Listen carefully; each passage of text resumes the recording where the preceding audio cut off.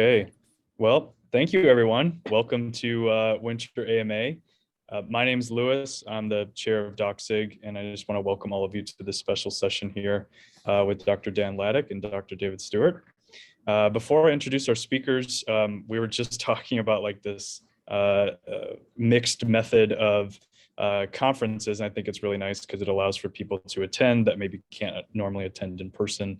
And so, conferences for me are really at their best when the topics that we talk about in our PhD programs then translate over into like quote unquote real life, so to speak.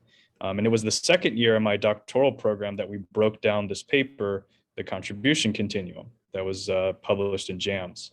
And it really struck at this question that I constantly had throughout my doctoral program that maybe a lot of you currently have and still have, and say, okay, all of this is great, theory, practice, practitioners, all this stuff, yada, yada, et cetera, but what is a contribution? Like, it just seems like such a simple question. And for me, it's really hard to kind of pinpoint an answer. And so after reading that paper, a lot of the dots started to be connected. And when I met Dr. Ladik and Dr. Stewart at AMA that following year, it really brought a lot of these topics full circle for me. And so when Dr. Ladik reached out to talk about a special session with DocSIG about him and Dr. Stewart's book, How to Get Published in the Best Marketing Journals, really thought that that was a no-brainer to put on this special session and make this happen. And so a little bit about our speakers. Dr. Dan Ladik is an associate professor of marketing at Seton Hall University. His research interests include marketing strategy, personal selling and sales management, servant leadership, Web 2.0, and social media.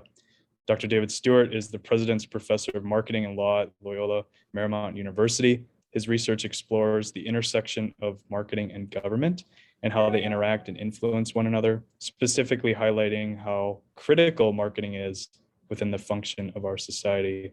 Both speakers are frequent contributors to AMA, frequent contributors to DocSIG, always willing to help out whenever necessary. And so we thank them for speaking today. I will hand over the virtual floor to them. And if you look in chat, I'm going to put a bunch of different DocSIG links for both virtual, in-person, a link to the paper, and a link to their book. So look out for that in chat. So without further ado, I'll pass the floor. Thank you very much, Louis. I greatly appreciate the opportunity to hang out today with doctoral students. I mean, the goal today for Dave and I is to be helpful. If I would be really happy and Dave would be really happy, if you get one solid takeaway from today, that is exactly what we're looking for. Hopefully you'll get more than one, but if there's one thought today over the various topics that we talk about that will be helpful, that's really where we're going with the presentation today.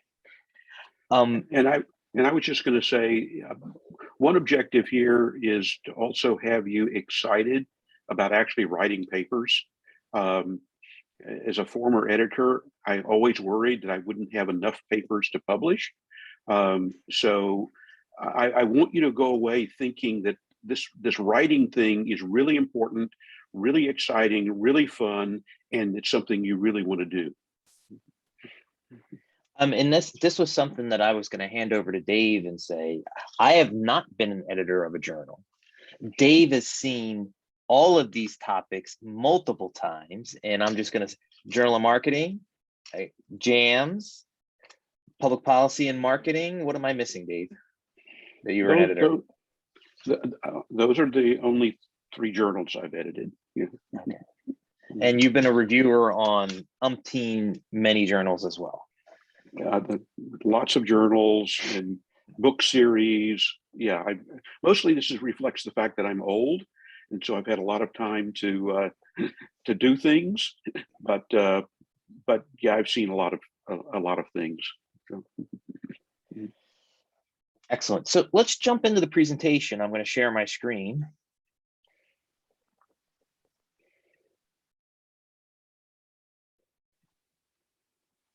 And we'll get to that particular part of it in a second. Let's go back. All right, so we did our introductions, and our goal is to help clarify what is a contribution. This is a fantastic conversation for doctoral students and young assistant professors that are working their way towards their third-year review and eventually their 10-year review as well. Let me reduce all of this. There we go. We're going to talk about on the front end of the presentation, the continuums and the types of forms of contributions that exist. And also on the back end of the presentation today, we're going to illustrate how a contribution relates to the manuscript's likelihood of being published.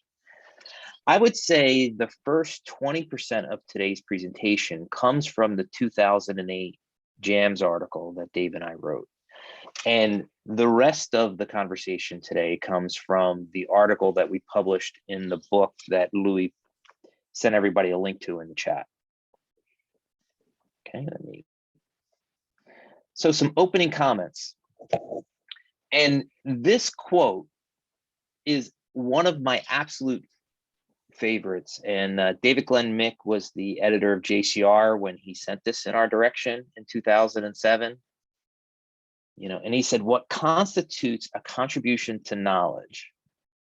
What constitutes a knowledge contribution has a simple and straightforward answer that is less than simple or straightforward to accomplish.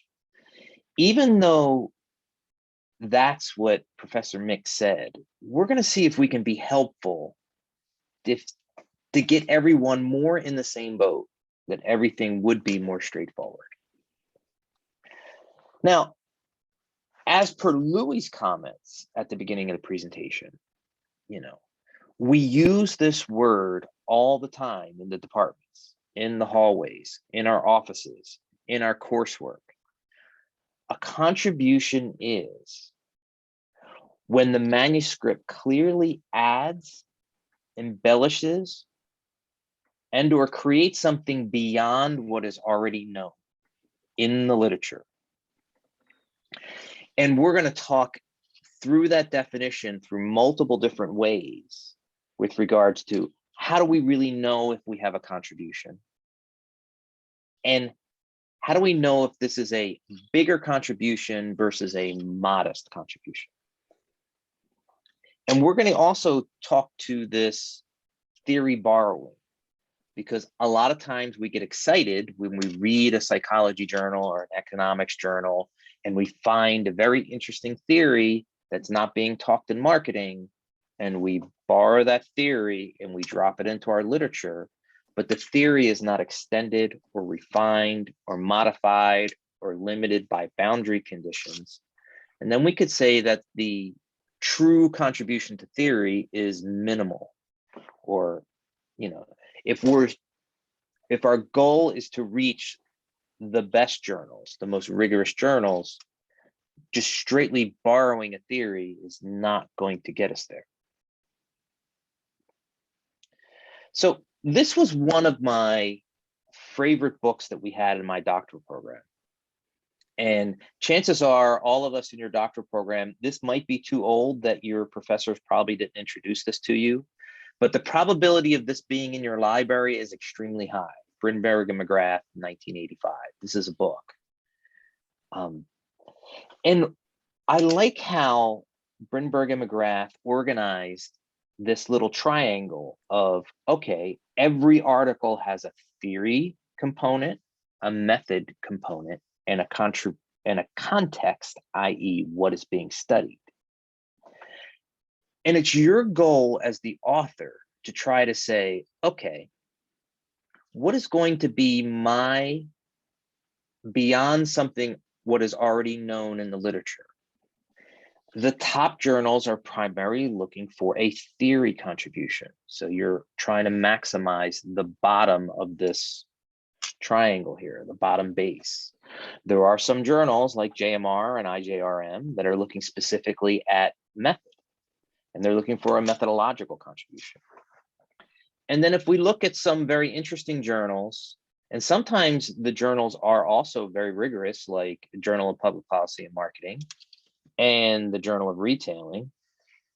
These are journals that are interested in the context, but they also want something very rigorous in either method and theory in order to contribute to that particular journal. This is the last slide we're going to talk to from the 2008 article before we move on, okay? Because when we're talking about a contribution, you know, when we created this article, we asked 28 editors, you know, what is a contribution? And this came back from Greg Marshall, who was an editor at the time, and this was introduced to him during his doctoral program. And it's a way for us to think about the magnitude and types of contribution. Now, in marketing, number one, a straight replication. We do not have journals in marketing that are replication in nature. There are other disciplines that do have replication journals, but marketing does not. Most of the time, we'll see a number two, which is replication and extension, where we take a very interesting finding from a previous paper, but we extend the theory, or we do something beyond what the original paper did, or tried to accomplish, or did accomplish. Number three is the extension of a new theory or method in a new area. Number four is some kind of integrative review. Sometimes this is conceptual. Many times it's analytical and it's a meta-analysis. And then number five, developing a new theory to explain an old phenomenon. And we do some theory testing where we test multiple theories to see which one had the strongest effects, the most parsimonious findings. Something that I want to highlight here is number two, number three, number four, and number five. This is probably 95% plus of what we see in our top journals. If we go to JCR, JMR, JM, Marketing Science, if we go to JAMS, if we go to JCP, we're going to see predominantly twos, threes, fours, and fives. You will make it past your third year review, and you will earn tenure with very strong twos, threes, fours, and fives. You know, there is a continuum on the bottom of the slide, and it looks like these items are equal distant to each other. But number 6, number 7, and number 8 are not anywhere close to being equal distance to a 2, 3, 4, or 5. When we talk about a number 6, the identification of a new phenomenon, that happens very infrequently. And I'm curious to go into the chat if we think about the marketing literature. The identification of a new phenomenon. I have a couple in my head, but let's hear it from the group here. Let's see if I can pull the chat up here. I got to be in presentation mode, Louis. To see chat, yeah, I think you may have to minimize. There you go. Yeah, I'm curious, but I want to ask it to the group here. Okay, that's my slide. Let's see the chat. There we go. So, team, some examples that you were exposed to in your doctoral program that we can identify as a number 6. I have a couple off the top of my head, but I want to see what the group says first. The identification of a new phenomenon. And you would know it's one of these because your professor in your theory class or one of your other classes said, the authors created this paper, and when they created this paper, everything, it started a conversation in the literature afterwards that everybody kind of followed and built towards. Decoy effect, that's interesting. I'm not as familiar. Dave, do you have one off the top of your head? Well, going back into history a little bit, there were a whole host of new phenomena that grew out of the internet and the social media. I mean, that didn't exist 30 years ago. I'm actually old enough that I used the first web browser. I mean, there's been a whole host of phenomena that have emerged around the new media broadly defined. And that, by the way, that continues to be the case. I mean, we continue to see new ways of using online media that represent new phenomena. You know, one of the chats talks about brand community. Well, there are brand communities that now exist on the internet in you know, chat spaces and social media. And you know, again, another chat comment was sharing economy business structures. The internet has facilitated that in very significant ways. You know, you can be a small business in your garage and actually have an international market. So, you know, from a phenomenal perspective, a phenomena perspective, you know, there are a lot of things that have happened in the online space, the media space, that are really quite new, that did not exist previously. Yeah, one that I was thinking of specifically, a paper that I've always been enamored with, is Belk 1988. You know, Possessions and the Extended Self. Started you know, and then I think in 2006, Vargo and Lush, Service Dominant Logic, started a whole conversation. The two 1990 JM papers that started the market orientation conversation. That's kind of where my head, I know I see here in the chat, the construal level theory is a very good one, which I believe came out of the NYU professors, and then all their doctoral students followed through. And there was a very strong 10, 12-year conversation in JCR on construal level that kind of started there and grew. Very good. The key is number 6 is really difficult. As a matter of fact, it was Dave, and you know, when I was a doctoral student going to sessions and hearing Dave tell the story about the Vargo and Lush article that was eventually published in JM in 2006. And Dave was the 3rd of 4 editors who rejected that article. It took 12 years for that article to get published. These are very difficult papers to publish. And we're going to get to, when we start talking about the article from 2019, why they're that difficult. Number 7 is a grand. Yeah, Dave, I'm sorry. Yeah, I was simply going to say that we might lay over this classification system the notion of creativity, because we're really in the creative business as scholars. We're trying to create something that's original, that's new, that's novel, and so I think thinking about types of creativity is helpful.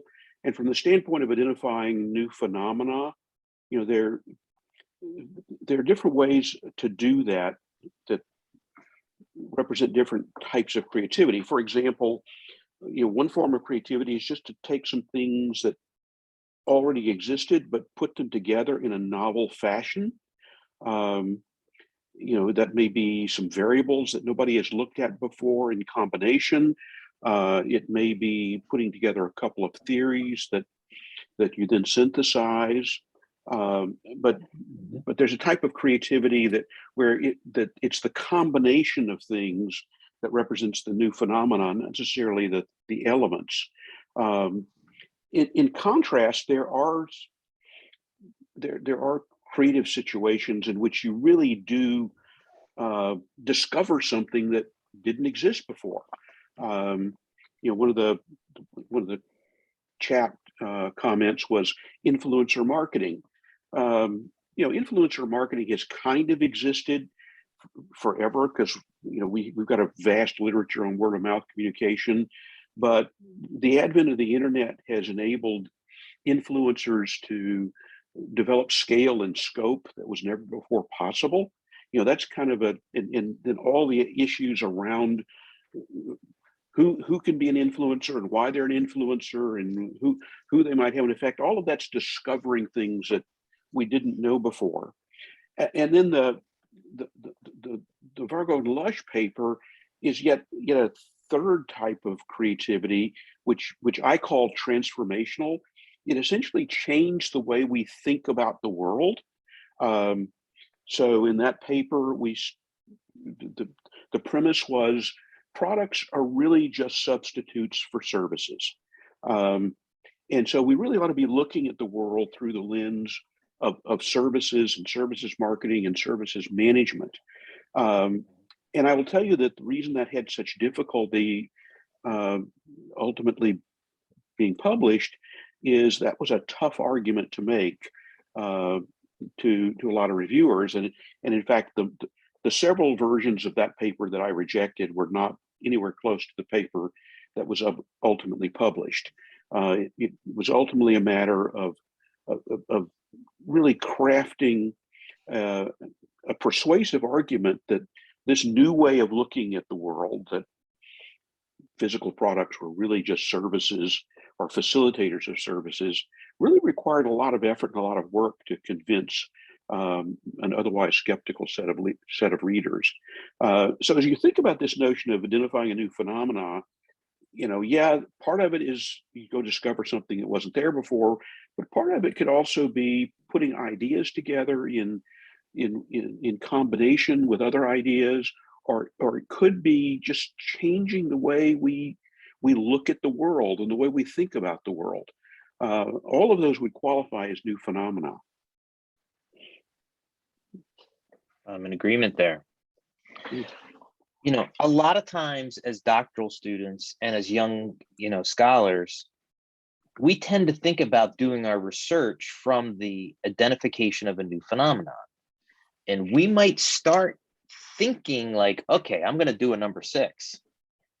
And while I am in complete agreement with going for it, at the same time, I want also for everyone to be practical as well, to make sure we get our pubs, that we get through our 3rd year review, that we get our 10-year review, and that a number 2, a 3, a 4, or 5 are still very good contributions that can win awards in the top journals. Number 7 is very rare. And in marketing, there's very few grand synthesis type efforts. I mean, the Howard Chef model from way back when probably would fit into this category. And number 8 is extremely rare. This is a Kahneman Tversky type paper. This is a Thaler type paper that you win a Nobel Prize when you have a number 8 kind of a contribution. Now, very briefly, because you're going to have this attachment. And where did I put it? I have a lot. There it is. No, that is not it. If anybody wants to look at Seton Hall sports poll data, there it is. I have it right here. This is a white paper that Dave and I did that we'll share this with everyone in the group. That when we were, for the 2019 paper, we were asking these top editors, okay, we're trying to help out young scholars. Beyond the big 6, what are the next journals that you think are the top of the discipline? It was a very simple question, very straightforward. Beyond these 6 journals, what do you think the next top 10 journals for young scholars to target their research? We received 868 votes. And if we tallied the votes for either rank in first place, JR came in next and IJRM came shortly thereafter. Then Journal of Advertising, JBR, Journal of Services Research, Journal of Public Policy and Marketing, Marketing Letters, Journal of Interactive Marketing, European Journal of Marketing, and Journal of Product Innovation Management. I mean, if you think about, a top 10, if you wanted to make a top 10 list and you do like a little eyeballing factor analysis, you could probably say the big 6 plus the Journal of Retailing, IJRM, Journal of Advertising, and JBR. Or if you want to extend it a little further, we have like another factor of JSR, Public Policy and Marketing, Marketing Letters, and then you could see we have another factor beyond that. We will share this with you, and you can have this for your records and everything. All right, let's get into this paper. I'm going to go back in the presentation mode. And when we're in this part of the presentation, there are 4 sections to what we're going to present right now. We're perfectly happy with taking questions during each one of these individual sections. We will have questions at the end as well, because our goal is to be helpful. But if you have questions during each one of these sections, by all means, throw them into the chat and we'll answer them before we move on to the next section. So Dave and I, about 10 years after the original JAMS article, we wanted to revisit the contribution continuum. And instead of asking editors what they think a contribution is, we asked reviewers, and not just any reviewers. We went to all the SSCI marketing and marketing related journals. We asked these editors, who are your top reviewers? And whoever your top reviewers are, let us send them an email. We received 249 nominations of top reviewers. These are reviewers that have won awards. These are reviewers that are associate editors or area editors. We received 104 responses, over 10,000 words, the 4 themes that we're going to present. And this was the question that they answered. In 150 words or less, what is the most common mistake you see when an author attempts to make a contribution to knowledge? And the 4 themes are producing grammatically unapproachable manuscripts. This one's very straightforward to talk to. Arguing that a gap justifies a contribution. Number 3, failing to position the research into ongoing conversation in the literature. This is probably of the 4 themes we're going to spend the most time on number 3. And then number 4, which is more straightforward, overlooking whom, which constituents is the intended audience of this research and its particular contribution. So let's take a look at these themes. Now, Dave has seen some of these papers, and I know Dave is very generous because they still would get reviewed. I know a lot of other editors would reject some of these papers that don't appear to be ready for prime time in the past.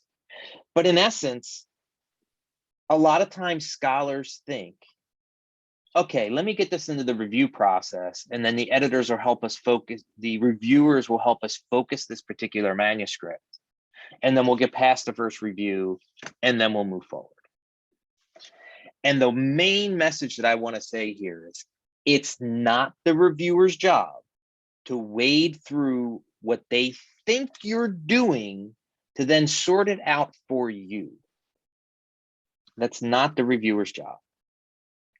And the more you make a reviewer put themselves in your shoes to say, well, this is what you should be doing, as opposed to the reviewer presenting a logical argument to why this article should be published, the lower the chance you have of getting past the first round. Dave, what do you think? Yeah, you have to ask what you really want the reviewer and editor to do. Do you want them to be a copy editor? And if you do, you're going to make them really annoyed. Or do you really want them to engage in a certain playfulness with the ideas that you present and build on them, suggest ways of improving and extending those ideas?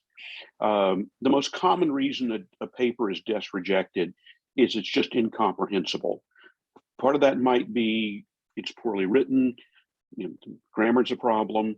By the way, this is not just unique to people whose English is a second language. I know people whose only language is English who have sent me papers that are incomprehensible. So it's really important to get the writing right, so people can actually get to your ideas. If you should really have other people read your paper. If you can do so, have a copy editor, a professional copy editor, go through it. They can make a lot of improvements. not so much in the ideas, but in the way the ideas are presented. So I can't emphasize enough how important it is to write the paper well. That doesn't mean it'll ultimately get accepted. The quality of ideas is really important, but the first hurdle is, can people understand what you're writing? And if you don't get over that hurdle, you're not going to get a hearing of the ideas that may be present. A couple very quick, straightforward recommendations. One, read your paper out loud to yourself. Two, make sure your colleagues, i.e. your other friends in the department, some of the professors in the department, take a good look at the manuscript before you send it off for review. Three, beyond them, I have a mild case of dyslexia. I have to go to a copywriter, because if I don't go to a copywriter or a copy editor, I know there's going to be issues there grammatically. You know, I have to. I mean, going back to Dave's theme that we started off the presentation with, we're excited about our research. These are our passion projects. And sometimes you get so much in your own head that you hear it well in your head, but when you're trying to translate that to the page and make that argument, it doesn't all get there, which is why someone else from some other's perspective that doesn't have your passion needs to read it before you send it off to review. I would also suggest that you not read your own paper always from start to finish. I sometimes find it useful if you read it backwards. So start reading the discussion and see if you understand the discussion. I mean, we often, and I'm as guilty of this as anybody else, I know exactly what I intended to say. And often when I read what I've written, I read what I intended to say, but that's not really what I said. And often if you just break up the order of the reading, it becomes more obvious to you that something is not clear. You know, it's almost like the front end, the introduction, and the back end need to really line up and match and mirror and almost be part of a, you know, I'm a musician, you know, or an amateur musician. They need to be part of a chord. And sometimes what happens is we start a paper and we do the introduction and the lit review, and then we get into the method, and then all these wonderful things start popping out, ad hoc, this, that, and then we get to our discussion, and our discussion is totally different than what we said in the introduction to how we started this project. And that happens. It happens. All right. Theme number 2. This theme was clear as clear could be in the information that came back from these top reviewers. And I get it. In your doctoral program, you use this language of a gap.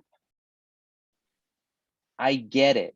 We hear it in the hallway conversations. We hear it when we're at the conferences. Oh, I saw a gap, and there's a gap, and there's a gap, and there's a gap. You may look for gaps in the literature, but I'm telling you right now that just identifying a gap in and of itself is not a contribution. You know, one way to think about this is the marketing literature is very, very young. It's not the psychology literature where there's, you know, 150 or even more years. The economics literature, which is even older. You know, marketing is a smaller discipline. We have, you know, 6, 8, 10, 12, 15, 20 really good journals. If we go into psychology, there's 20 social psychology journals that are considered A or like A minus, let alone applied psychology or clinical psychology. Look at the management literature. The management literature is way more vast than the marketing literature. We could say the marketing literature is nothing but gaps.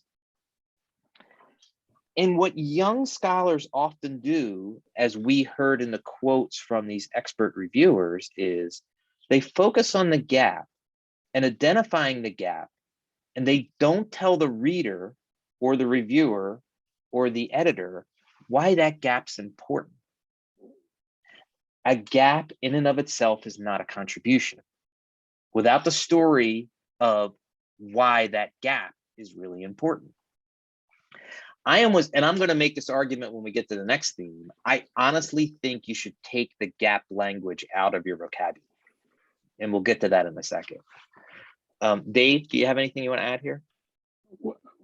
Just a couple of thoughts. One is, often when there's a gap, there's a really good reason that there's a gap. And that reason being that it's filling the gap is obvious. And so why would you waste your time and energy and resources filling a gap when you could extrapolate pretty readily? And secondly, I find that it's often the case that people try to define gaps in terms of, well, that's a group or that's a setting where the phenomena has not been studied before. Well, you know what?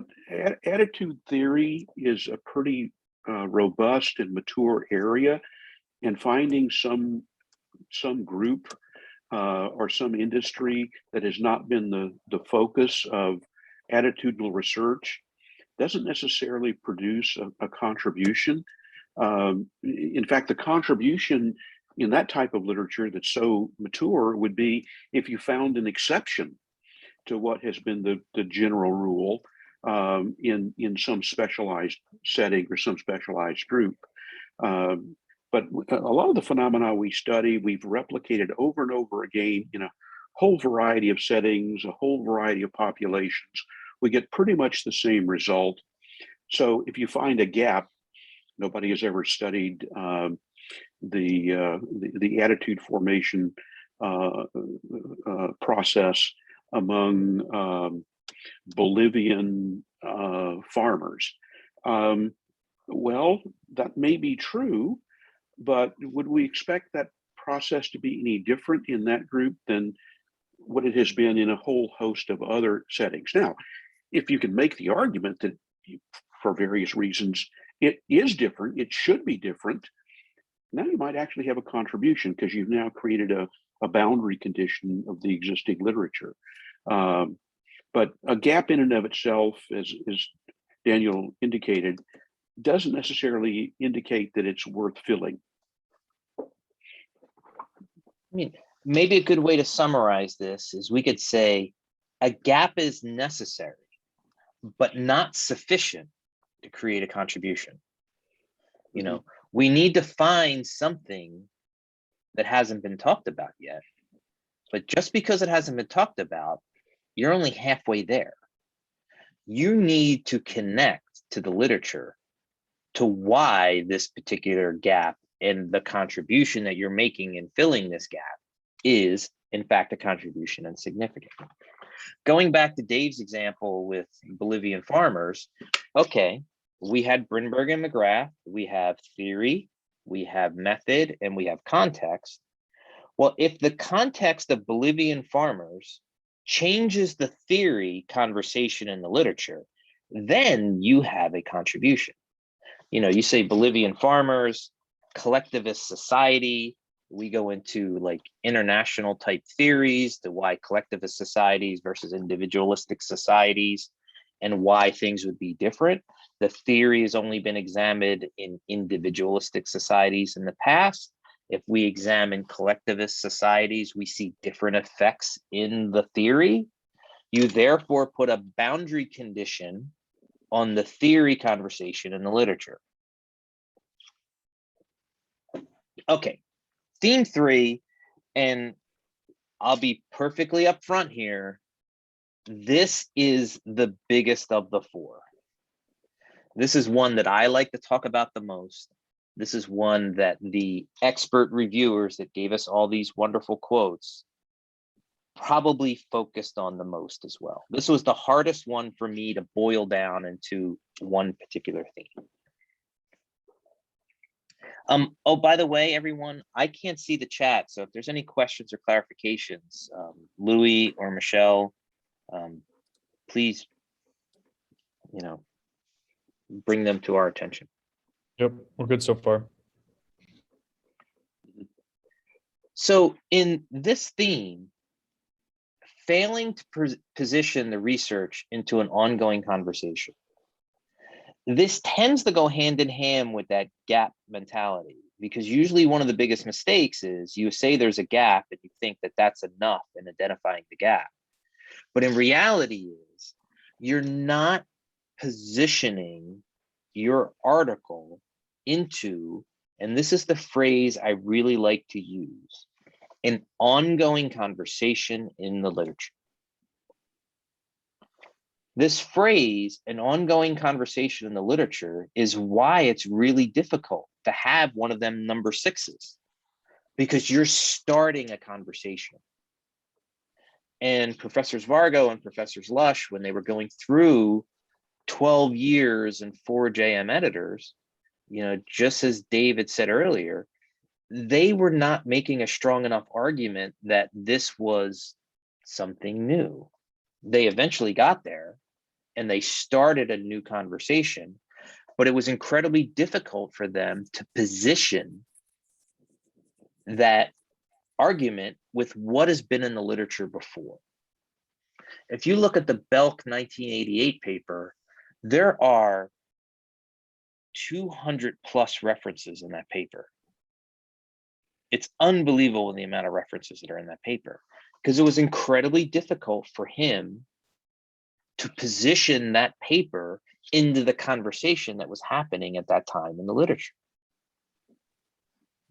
I almost want to simplify this to, if the paper is not positioned with an ongoing conversation in the literature, it's going to be really difficult for a reviewer to really tell if you have a contribution or not. How do they know? Unless the reviewer is unbelievably knowledgeable about the entire topic you're talking about and all the papers that you're referencing in your introduction and your lit review, then it's really difficult for the reviewer and therefore the editor to see, is there something beyond what is already known here? Because the paper is floating. It's not positioned in the literature. We just say that this has never been explored before without telling us where it would fit in an ongoing conversation. Now, this is where I like to have a little fun. And even though I just said everything that I just said, I want this to be cemented into your head. I wanted to come up with the most direct metaphor I possibly could so that you'll never forget this positioning conversation, this idea of the ongoing conversation in the literature. And every one of us, and Louis, what's our number up to right now? How many people are hanging out with us today? 42. 42. All of us have been to a house party. Now, we had COVID. COVID kind of ruined some of our house party action, but there is no question that everyone here hanging out this afternoon has been to a house party. And when you go to a house party, somehow or another, everybody ends up in the kitchen. Probably because the food's in the kitchen, but everybody ends up in the kitchen. So let's pretend that you're fashionably late to one of these house parties because, we're fashion and we're fashionably late. And you walk into this conversation, this ongoing conversation about the English Premier League. I love soccer, so I picked the English Premier League. And there's 7 or 8 people in the kitchen, and they're going back and forth. Who's going to finish in the top 4? Who's going to be number? Well, we know who's going to win the league because that's what's happening right now. Man City's going to win the league. But we have no idea who's going to be those bottom 2 teams. And there's like 5 teams that are battling. And there's like this 10 or 15 minute conversation. Oh, it's going to be Arsenal. It's going to be Tottenham. It's going to be West Ham. It's going to be, and you're in the kitchen and you're listening and you're following the conversation and you really want to be a part of this ongoing conversation in the kitchen, and then there's a break in the conversation, and you say, did you see what happened this weekend in the F1 race in Monaco? Oh man, what a crash. And everybody kind of just looks at you going, okay. Your comment about the F1 race in Monaco did not make a contribution to that ongoing conversation in the kitchen about the English Premier League. There was nothing added that was new to that conversation. Your contribution was not positioned well vis-a-vis the ongoing conversation in the kitchen. Nothing was added beyond what was already known. And here's the one, if there's only one thing you remember about this metaphor about the kitchen, this is how you can tell whether you had or your paper has the potential to be a large contribution or a more modest contribution. Your article, when it's published, should change the ongoing conversation in the literature, so much so that every article on this topic published after yours better cite you. Because whatever happened before your article is modified. In other words, it would be bad practice. It would be a mistake. It would be, a rookie mistake for you to then publish an article about a particular effect when another article was already published that already showed something completely different. If your article changes the ongoing conversation in the literature, you have a significant contribution. All right, I'm going to pause there for a second. Any questions from the floor, comments? Let me stay back on that slide. Questions, clarifications? We're going to bring this into the literature now. Now that you have the metaphor about the kitchen, I'm going to bring this into the literature. Questions, clarifications, comments? I think just a comment that I have been thinking about while you're going through this slide. Sometimes these conversations can take over a year, quote, if we're going to the conversation metaphor, between ideas, submission, review, publication. And so I know that a lot of maybe doctoral students may feel that they want to pick a more safe route to streamline the publication, because then you're like getting ready to go and submit something or collect data on something, and then someone publishes something very similar to you. If you're involved in this hot topic where publications are rapidly coming out in this new conversation, I don't know if you could touch on that at all, of what you've done in those kind of situations. Well, usually what happens, Louis, this is a really good question, and thank you. And Dave can talk to this as well, is there tends to be scholars working in a particular conversation in the literature. Scholars stay within their lanes, relatively speaking, and work on programmatic research. And you'll see, when I was a young assistant professor in Boston, Harvard had someone in every week. And in order for you to go and present in the session, and they invited other faculty members from across the Boston area, you had to have a paper pass the first round in one of the top 4 publications.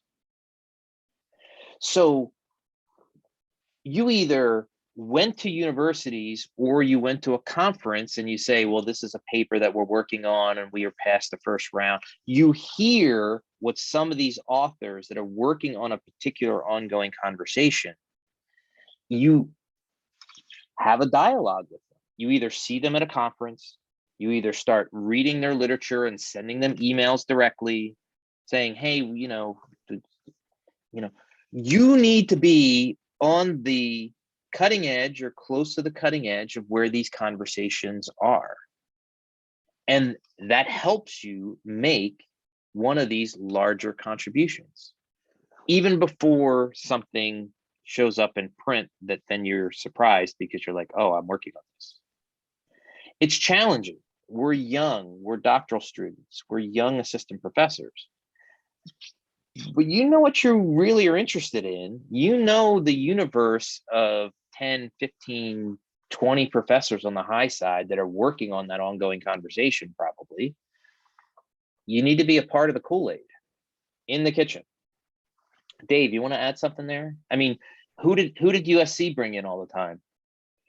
Yeah, you need to be a part of the conversation, and that's hard to do when you're sitting all alone in your office, no matter how hard you're working. We often think about, the rationale for going to a conference is to present our research. I would suggest that a more important reason to go to a conference is to hear what other people are presenting. Who else is working on a topic similar to you? In fact, they might even be doing the same study. I've actually received papers from different authors on not just on the same topic, but almost the same research design, and they didn't know that the other was doing the work. So you want to pay attention, even if you don't go to a conference. You ought to look at who's presenting what. You can certainly go online and look at the conference agenda, but you ought to figure out who should be in your network. I mean, if you're working in a particular area, you ought to know who else is working in that area. Conferences are a really good place to figure that out. There's a lot of working papers that are out there that have not been published yet, but they're often published online. So periodically perusing, the contents of websites, certainly perusing the list of scholars are working in the area is really very important. To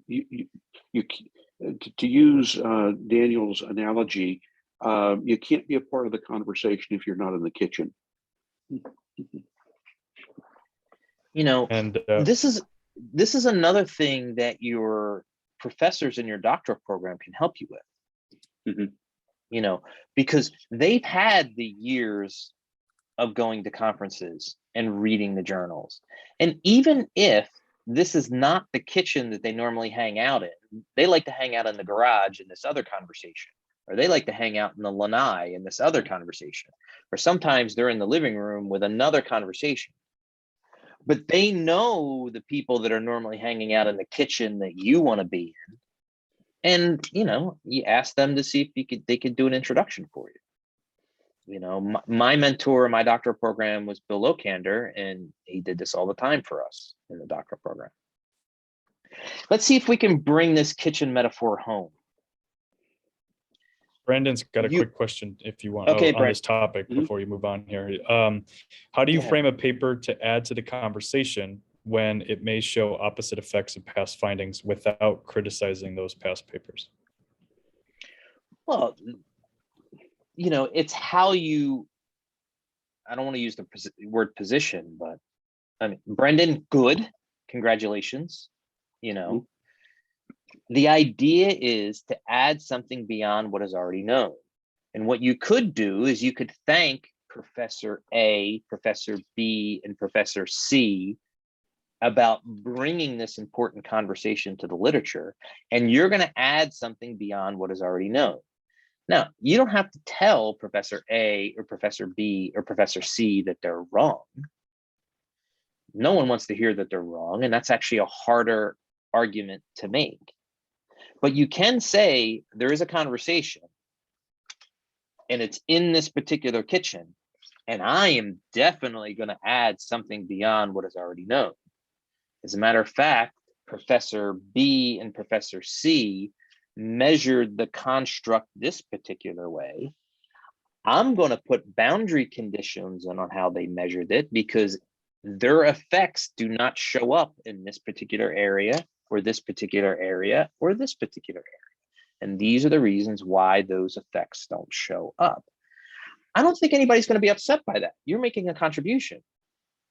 And as long as Yeah. you're not calling them out, okay. Again, it goes back to how you frame this. I mean, That's the word, Dave. Frame. yeah, Very good. Well, I'm using the word that Brandon used. Rather than simply saying so and so's paper was incomplete or was wrong, or I mean that you start instead with, there's a setting, there's a population, there's a circumstance that has unique characteristics, and because of those unique characteristics, some of the phenomena identified in prior literature may not hold or may not behave in the same way. But you make the argument about why you would expect something to be different before you then say, and by the way, all the literature is wrong. No, you simply say, you've now made your argument. You've suggested why there should be something different. Then you can say the prior literature has not really investigated this setting or this population or this circumstance, and for that reason, the literature is incomplete. What I'm going to add is a discussion that will add a robustness to the literature by either replicating, new setting, or by demonstrating a boundary condition in a new setting. But it's really about coming at this less from the standpoint of being critical of prior research and more from the standpoint of, I think there's this really interesting circumstance or this interesting situation where a lot of what we know about marketing or attitude theory or influencer marketing or whatever the topic may be a little different than it is in, the developed nation of the United States in 2022. And then what you've done is you've really built a foundation that allows you to then go to the extant literature and say, that literature has been incomplete because it hasn't investigated the nature and influence of these differences. And that's a much more positive way to deal with the existing literature than to simply say, so and so hasn't investigated this, or so and so's work is incomplete. No, you've built to that conclusion, and it's much more palatable even to the authors who maybe you're suggesting weren't quite complete. I mean, we have on the screen, we can use Brandon's example right here on exactly what I'm gonna present in a second. But to summarize and to wrap up this in the kitchen conversation, your lit review is not a history lesson. Yes, in your dissertation, you do have to do a history lesson in a 5-chapter type dissertation. Then even some of us that are doing the more modern 3 different papers within a larger, you tend to have a very long history lesson lit review there. But academic papers, very good academic papers, do not have a history lesson. What they do have is a very detailed ongoing conversation in that kitchen, and then how your paper fits into that ongoing conversation in that particular kitchen. So let's look at these bullets that we have up on the screen. Let's pretend that some author publishes a paper on the construct X and found a very good effect, and they started a conversation in the literature. Another author publishes a paper B, the second paper, found the effect again, replication, and then extended the theory by adding another theory to extend its robustness. Okay. Paper A found the effect, contribution. Paper B replicated and extended the effect, contribution. Third author, paper C, on subject X, construct X. Found the effect again, but this time put serious boundary conditions. The effect can easily be found here, but when you put it in these conditions, it's not found here. When you put it on this particular, it's found, and when you put it here, it's not found.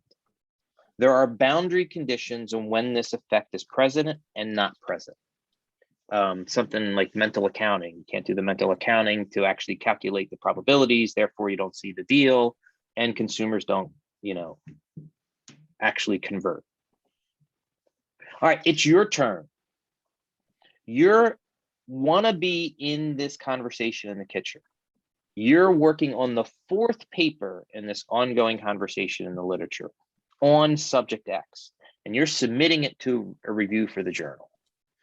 You clearly position your paper, the 4th, and where it fits with this ongoing conversation in the literature about effect X. And you say via classical theory testing, and you do something that the other papers did not do.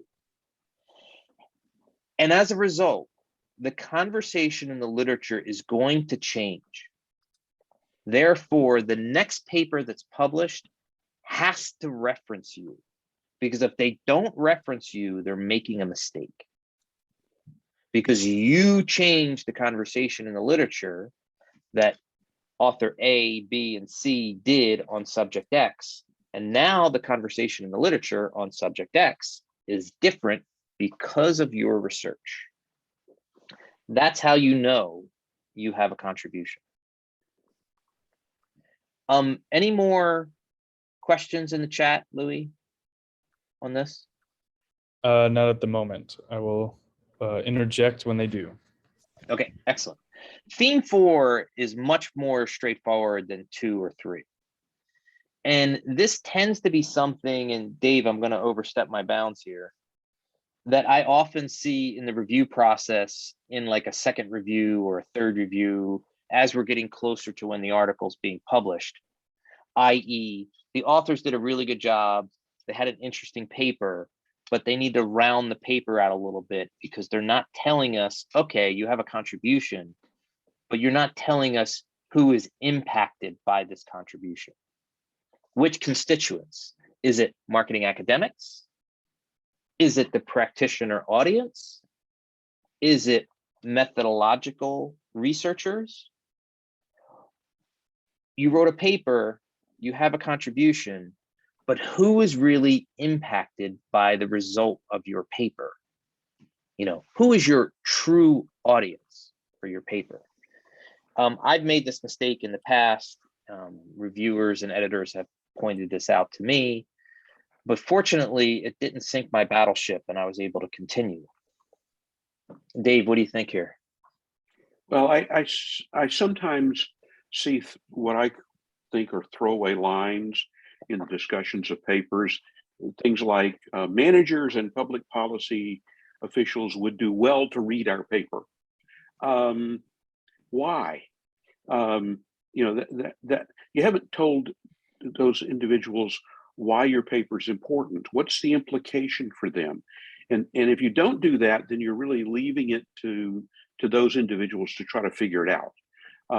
It's not, and they don't do it because they're lazy. They're busy people. They if they've taken the time to read your paper, that's a compliment. But don't waste their time by then asking them to spend time thinking about, well, now what does this really mean? Tell them what it means. If you're writing to researchers, what does this say in terms of the direction of research and in theory? What additional research is necessary? What modifications of theory are required? If you're writing to managers, how should a manager behave differently? How should they look at the market differently? How should they manage frontline service personnel differently? If you're writing to a public policy official, what public policy? What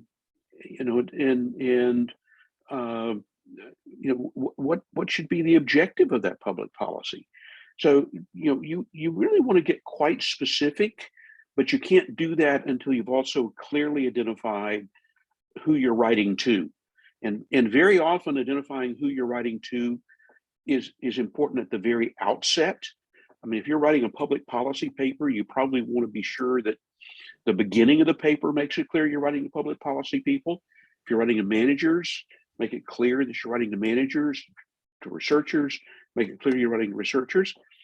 Now, you know, a paper might be intended for all of those constituencies, and that's great, but then be sure that the introduction and the discussion are really very specific about why each of those constituencies should be interested in what you've written and what they should do about it.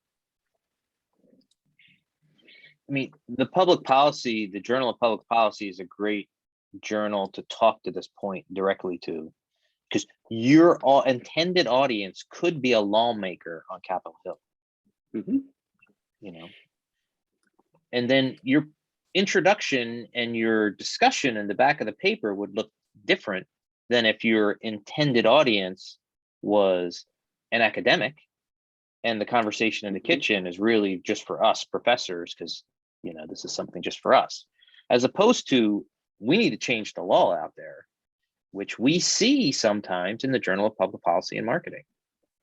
Mm-hmm. But the same is true even for, say, the Journal of Marketing. There are a lot of managers that read the Journal of Marketing, and they're reading it largely because they're looking for ideas. They've got a problem they're trying to solve. They're trying to, you know, improve the quality of the work that they do, or the way they serve customers, and so they're looking for those insights. But, you know, even if you're writing to other scholars, you know, don't make them work to figure out why what you've written is relevant. I mean, tell them.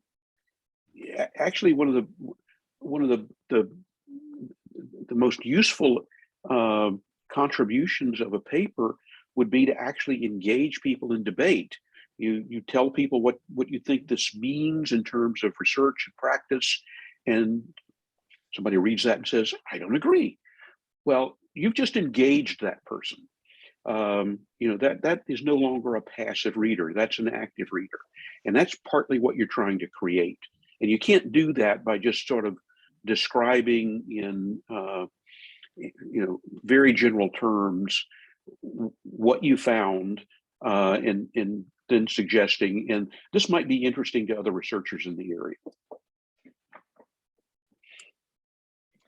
Now, to tie all these themes back home to where we're going and what we really want to do when we're presenting our manuscript, is there really needs to be an overall story to tell. If we think about our introduction and how it fits with our literature review, and because of the introduction and the literature review, it impacts what method we're using and what kinds of hypotheses we may or may not be testing. We then have a discussion that talks about our particular findings, and then we talk to our constituents and who's going to be impacted by our research in this ongoing conversation in the literature. Even the phrase that, I don't know how many times I've said it so far today, I would love to tattoo this to the front side of your brain, because the more you say ongoing conversation in literature, the more you're going to lean towards having a story arc. It's harder to do gap-like thinking if you're thinking more about an ongoing conversation in the literature. We have this ongoing conversation in the literature, and you're going to make the argument from introduction to conclusion of how my story that I am presenting to the literature right now is going to fit within this ongoing conversation in the literature, and how the conversation is going to change afterwards because of the research that I'm bringing to the conversation in that particular kitchen. One final thing on this theme is, the more you present a story that is clear and easy to see from introduction to literature review, to method, to discussion, to conclusion, the easier it will be for your reviewer and your editor to follow.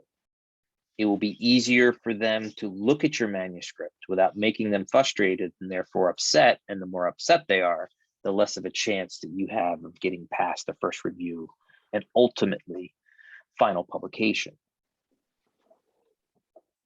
You know, how can we be helpful here? We want to answer some questions. Dave, did you want to talk to that theme particularly?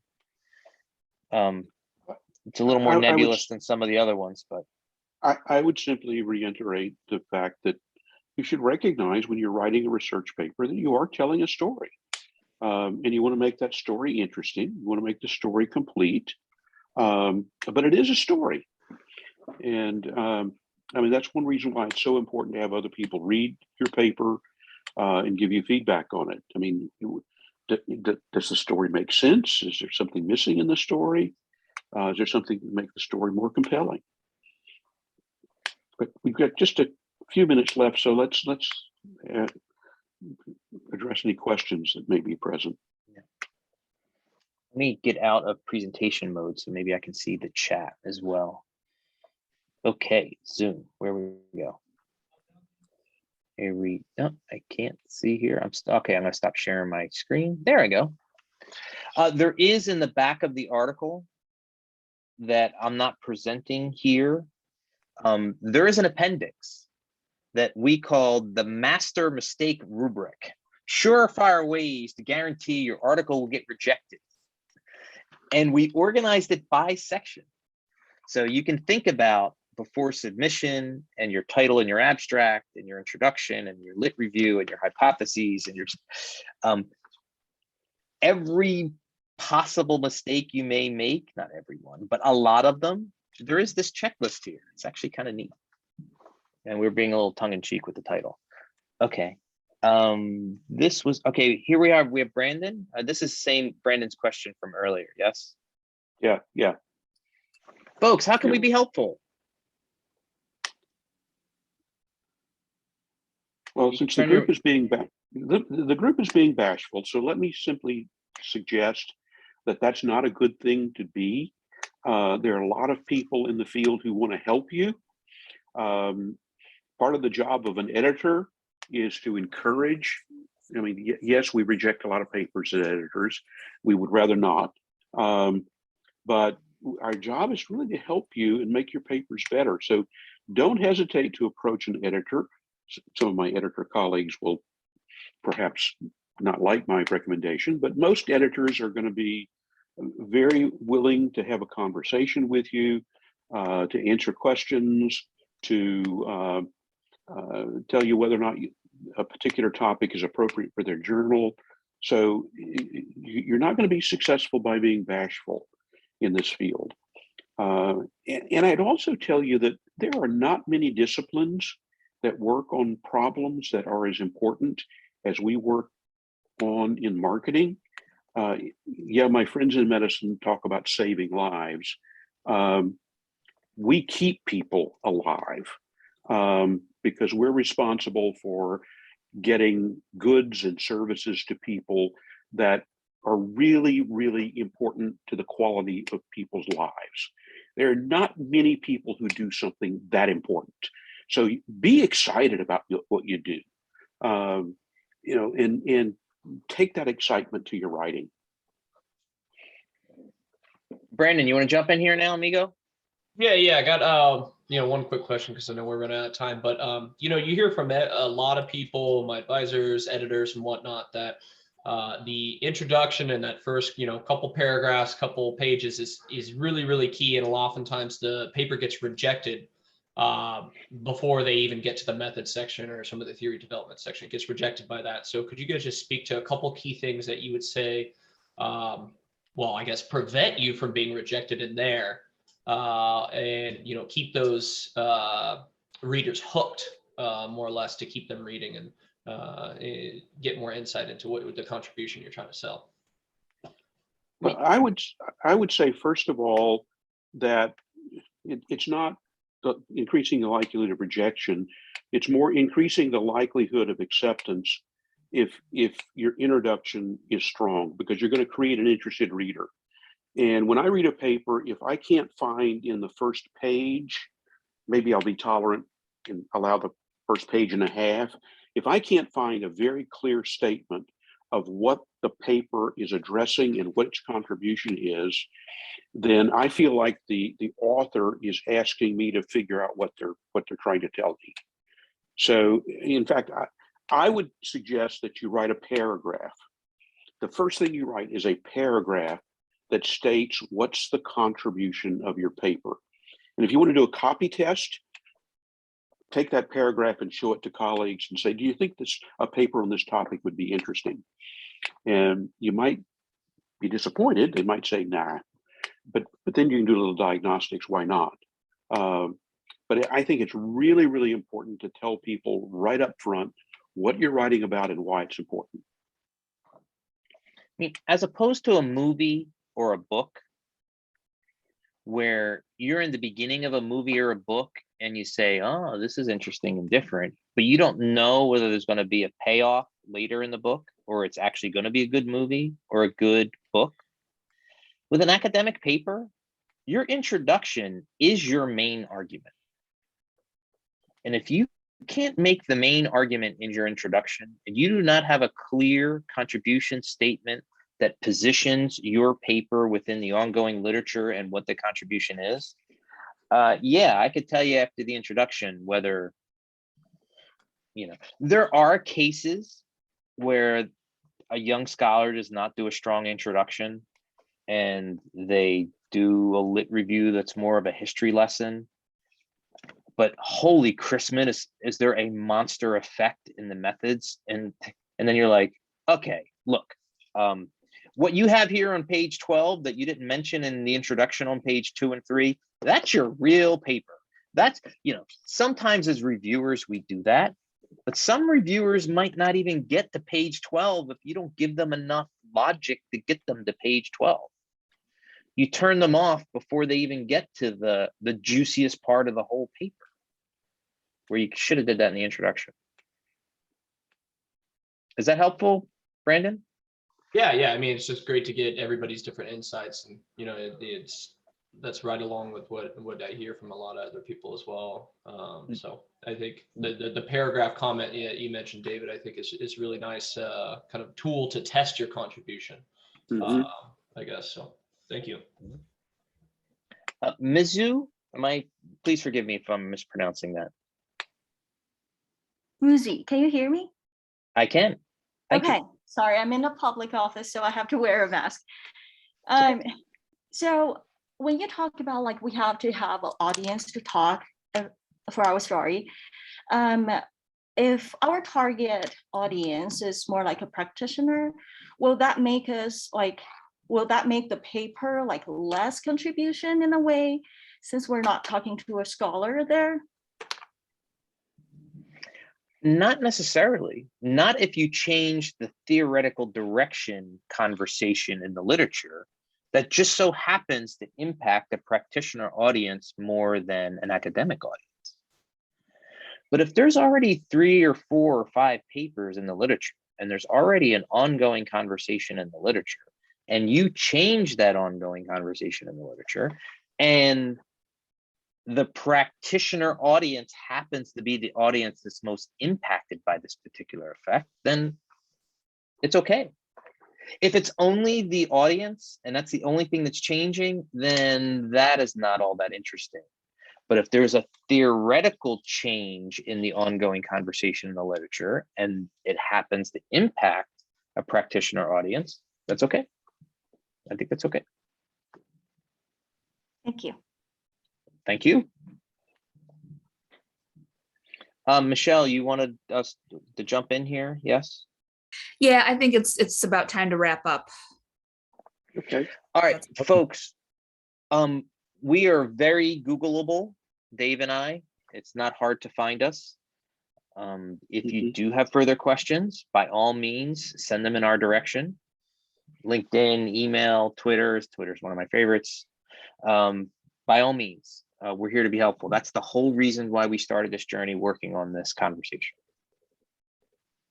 Well, thank you both so much, and we really appreciate it.